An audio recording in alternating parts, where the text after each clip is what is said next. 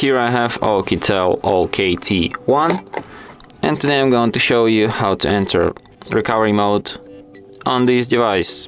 So firstly you have to turn off your tablet, and after it turns off completely you have to hold down combination of keys, power key plus volume down at the same time for a couple of seconds like this.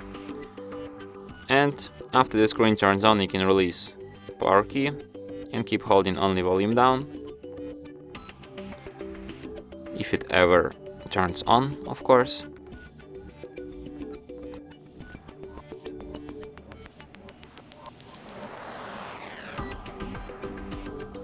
Okay, so now release power key and keep holding only volume down.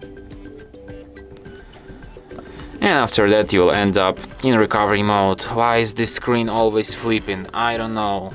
Okay, so here at the recovery mode you can use volume keys to navigate and power key to select, and you have such options as reboot system now, reboot to bootloader, enter fastboot, apply update from ADB, apply update from SD card, wipe data factory reset, mount system, view recovery logs, run graphics test, run local test, and power off. So if you want to quit this mode, just select the first option, reboot system now, and your device will be restarted as usual after that.